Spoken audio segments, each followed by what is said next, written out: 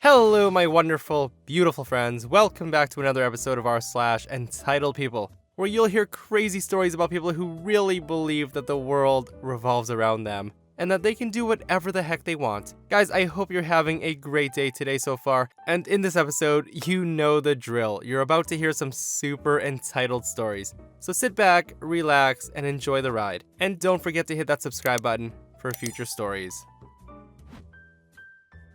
So today, I was in the wonderful world of Wally with my daughter. We were in the shoe section, looking for some new shoes for my daughter who just turned 2.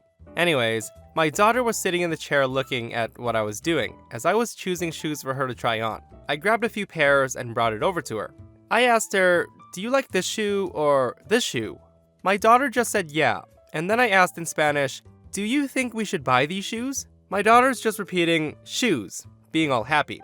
I was basically having a conversation with myself in Spanish. I then say, "Come on, let's go pay and we can go get ice cream." Now, here's where the entitled woman comes in. Now, this woman was in the same section as us with her kid, who's maybe 2 or 3 years old, but I wasn't paying any attention to her before this. So out of nowhere, she says, "You know, you should not be speaking to her in Spanish. You should teach her English, since we live in a country where people mainly speak English." Now, I looked at her dumbfounded and kind of shocked, as I've never met this woman before, and this is such an odd thing to say to a parent. The woman continues on and says, "She'll benefit from knowing English more. Trust me." Now, I took a deep breath and said, "I'm Dominican, which means my native language is Spanish, and even though my daughter was born here, I'd love it if she could speak both languages." Now, this woman looked like she didn't like me talking back to her and continues to say, "You know, your daughter's gonna start school soon and she will need to learn English more. And you live here anyways. There's no need for her to speak Spanish." At this point, I know this lady wouldn't listen to reason, so I just gathered my things and picked up my daughter ready to leave. She continues to say, "I just want the best for her, okay?" Wow. And let me tell you, I was pissed. First of all, how in the world is not knowing her family's language good for her? I lost my cool and said, "Lady, please, I don't care for your advice." She was shocked and I walked away before I lost it on her. I saw her say to her 2-year-old in a baby voice, "Some people just don't want to take good advice, right? Mommy knows best." I was honestly about to turn around and give her a piece of my mind, but I didn't want my daughter learning that yelling at people is okay. Honestly though, why do people think it's okay for them to tell other people how to raise their kids? Yeah, that was definitely such a stupid and unnecessary thing to have happen to you while shopping. Imagine having a random lady tell you that you shouldn't speak your native language to your own child, and that you should stop it. Oh my god, and that part where she blabbed to her own 3-year-old as OP was walking off. Some people just don't want to take good advice. Mommy knows best. Listen, I don't think anybody would have been mad if a shoe came flying out of nowhere and smacked her in the face at that point. Oh, some people are just... I don't even know what to say at this point. So about 3 months ago, we had some new neighbors move in, and they started a daycare out of their home. The kids haven't really been much of an issue as I was expecting, aside from the occasional noise. But the parents who come and drop off their kids, on the other hand, are something else. So it starts with this one dude, let's call him Jim, who comes by every day to drop off his boys. Jim liked to park in our driveway. Now this wasn't really an issue at first. He was usually only here for a few minutes, and my housemate works in the mornings so his car wasn't there. That's fine. However, my housemate switched to evening shifts about a month in, and his beat-up Crown Vic proudly took up his half of the driveway. Now, Jim did not like this, not one bit. There was now a Crown Vic in his parking spot, so he honked and honked and honked and made a lot of noise. So me, not being insane, went outside to see who was honking in front of our house at 8 a.m. Cue this exchange. Jim says, "I think you're in my spot." I told him, this is my driveway. You can park in the street if you need to drop off your kids." He then says, "Don't tell me what to do. Listen, move your car." Now, I don't know where you've been parking for the last month, because I've been parking here to drop off my kids every morning, and now there's a car in the way. I tell him, "Hold on, my keys are inside." Now at this point, I went inside and told my housemate what was going on, since he'd stumbled out into the living room to see what the ruckus was about. About a minute goes by, and Jim, the patient and considerate soul he was, began honking again. Housemate and I decide to ignore him and make oatmeal. So after a while, the honking stopped, and we assumed that was that. Oh, how wrong we were. 2 days go by with no sign of Jim. Our neighbors made an apology pie, which was delicious. They had apparently told him not to park in our driveway when he'd started doing it, and he told them that we said it was fine. We had never talked to him before the first incident. On day 3, I'm again awoken by the delightful noise of honking at 8 a.m. I look outside and it's Jim. My neighbors come outside and start talking to him, and he's still honking. I come outside along with my housemate, and he says, "You need to get out of my parking spot." My housemate says, "Nope, not today, crazy." Where then Jim starts to lay on the horn. My housemate decides to go and call the police at this point because it's just ridiculous. I say tell them to bring a straitjacket and a fancy padded van, and maybe a tow truck. At this point, Jim had at least stopped honking. You'd think he was trying to seduce a goose. He flipped us off and drove away, which was hysterical. The police did end up coming by, and we did give them information that we had, and they also talked to the neighbors, as well as doing a wellness check on Jim's kids, who mostly just seemed embarrassed. They offered to send somebody out the next morning, and we agreed since we were tired of the noise. The next day, Jim showed up. He sat in his car, and the honking began. But this time, what joy! Justice prevailed. Jim gets arrested and now has to pay bail. It turns out that he had a warrant for his arrest for something else. Mom picked the kids up from daycare, and she did not demand to park in our driveway. We haven't seen them since. I know he's out of jail because the cops told us to call them if he shows up and does his goose impression again. But so far, no sign of him.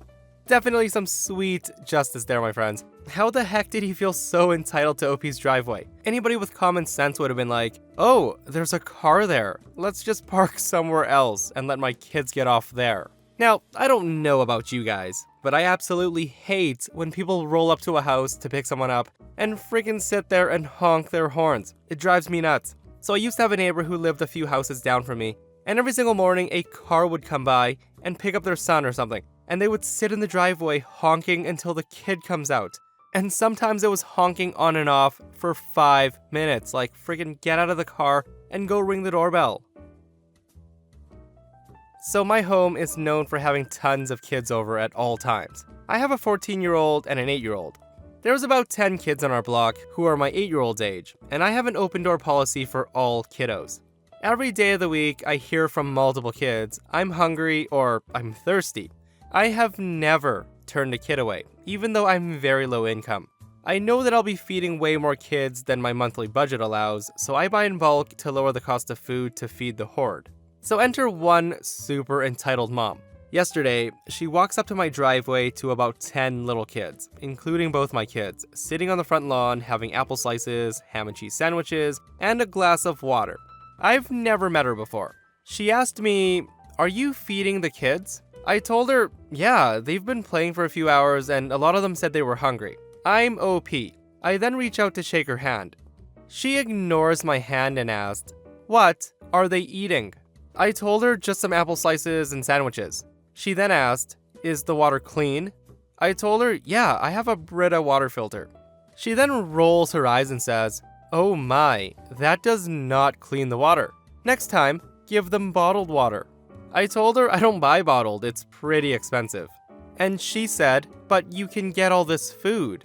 Well, it's not that expensive when you buy in bulk and find discounts. I go through a lot of food with all my sweet adopted kids. She then said, "So I'm assuming the food you buy isn't organic then?" I tell her, "Well, when it's this many kids, that can get expensive. I really can't afford that. I'm very low income and feeding this many kids is already a bit of a strain." She raises a perfect eyebrow and says, "Oh really? You don't have to feed all the kids organic, high quality foods, just mine." "Oh, are they allergic to anything or gluten-free?" "No, I just don't want them eating junk. Just give her and her," pointing to her daughters, "organic, healthy food next time." I told her, "Ma'am, I'm not gonna make 2 plates only organic just for your kids, when my kids are eating this stuff too right now. I just can't afford to do that." So this is the point where my 16-year-old comes into the conversation, very sassy to save me, and says, If you want your kids to eat so healthy, you can always bring some of that healthy food to our house to make sure we have it in our place to feed them. We have no problem making space in our pantry and our fridge for their food. The entitled woman says, "Now why on earth would I put my food in your fridge?" My daughter responds, "Well, if you won't put food in our fridge for your kids, then my mom should not be putting our food on our plates for your kids. Your kids are at our house after school every single day. You never check on them, you never see if they're doing okay, and you never even see who they're with." The entitled mother storms back down our driveway, leaving her kids on our lawn. Now, I suddenly feel very sad, realizing how much entitled mother does not care about her wonderful kids. So I said, "So basically I've been a babysitter for you without even realizing it? In that case, they can come over here whenever they want, for as long as they need to be, or when they want to be. And I will keep feeding them and taking care of them, because someone needs to show them what a mother is." The entitled mother starts to say something, but then she shakes her head and storms off down my driveway, once again leaving her daughters with us. So this incident happened in the summer of 2018. I took a small part, but the real star was my landlord. So a small background. It's common in my country to have an apartment building next to houses. I live in one such building. It has 10 apartments. The top floor is used by the landlord when he and his family come for vacations, as he lives abroad. The rest are rentals. We also have a small backyard with a side entrance, which is important for later. So next to the building is an empty lot, also belonging to my landlord. We use it as a private parking space with signs visibly saying that it's private. It can fit up to 10 cars, one per apartment, and the parking lot has a side entrance to the building. Also, I was the longest tenant, so I was the superintendent. My job was to be the middleman between the tenants and the landlord and communicate any problems and concerns to him. The problem starts when the house across the street from us was sold. A lovely old lady used to live there, but when she passed away, the house fell in disarray, especially the large yard. The new owners were Ken and Karen. They started to park their cars in 2 of the empty parking spaces in the private lot. One for my landlord and one for the lady on the ground floor that didn't own a car.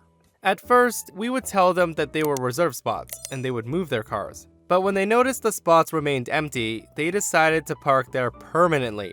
I had notified the landlord and he told me to take pictures, log every incident, and always notify the police. We started to do that every single day. So Ken is a hotshot local businessman, and every time we called the cops, he would cause a scene about us being jerks. He would always get a fine, but he would blatantly proclaim that he would not pay. The worst part comes about a month before the landlord's annual visit. They stopped using one of their cars and left it permanently in front of the side entrance, blocking it. Now this was a huge issue. The lady living on the ground floor is a renal dialysis patient and 3 times a week goes for a session in the local hospital. She usually gets dropped off next to the side entrance because she's exhausted after a session. With Karen's car parked there, this wasn't doable anymore. They don't even move it when the police is called. Finally, our landlord arrives. I hand him the photos and the logs and he calls Ken over. The landlord calmly explains that they're not allowed to park in our space and to move the cars. Ken's response was, "Who the hell do you think you are? I can park wherever I want." Now, Ken thinks of himself as a big fish in our small town, but Tony is a big fish in a major foreign city. He's also very creative when somebody pisses him off. He tells us to leave the spot next to the side entrance open for the weekend, and he will take care of things. We do that, and Ken parks his car next to his wife's. Sunday evening, a tow truck arrives and unloads an old car, a Citroen DS, blocking both of their cars. Monday morning, I'm awoken by the buzzer, and when I go downstairs, Ken and Karen are there. They are both livid. They can't move either car. The landlord joins me, all smiles, and Ken sees him and blows a gasket. He starts shouting and cursing, and the landlord, still smiling, replies, "I don't see a problem. My car is legally parked. What are you gonna do about it?" Ken gets into his car and reverses into the landlord's car, crushing them both. Landlord's smile became one of a shark. He immediately calls the police. He presses charges against Ken. So, the aftermath. Tony, the landlord, had bought the car from his cousin, who owns a car repair and restoration shop. The car was a restoration project and was insured. The court finds Ken liable for the damage done. They also found out that he was true to his word and has not paid any of the tickets. The fines for the tickets alone were almost 2,000 euros. He's also leased both cars, and they dropped him as a client immediately for purposefully causing an accident and damaging a leased car. They are sued for the damages. Ken gets another car, but learned his lesson and has not parked in our spots ever since. Listen, how dumb do you have to be to get into a car and just reverse into another car? What a childish thing to do. I've always found it funny when people argue about parking on someone's private property, and I love this person's comment right here. I can park anywhere I want. Very intelligent words from a moron. So this just happened, and I'm still trying to cool down. So my two dogs, Meatball, who's a miniature Dachshund, and Dash, who's a black Labrador, needed to go outside. I let them out back and hook the leashes to their collars and tie the other end to an anchor in the ground. Now, we do this because they try to go into other people's yards or chase things. One thing you need to know about my house is if you're walking by from the streets, you can see right into the backyard. A few minutes pass and I'm in my room waiting for the timer to go off to see if my dogs are ready to be let back in. Then my dog Dash starts barking at something. I look out the back door and see Meatball's chain unhooked. He was gone. Now, I freak out because I didn't know he could get out of it, so I run outside and start calling for him. And then I hear him crying. So I'm running towards his cries and I see an adult woman dragging him by his collar, choking him. A young child's with her. He looks about 5 years old. I yell at her while running full speed saying, "What the hell are you doing to my dog?" She turns around and screams, running and choking my dog even more. She starts yelling at me, complaining that Meatball is her dog now because I had him tied up and she saw him waiting at the door, so I was obviously neglecting him.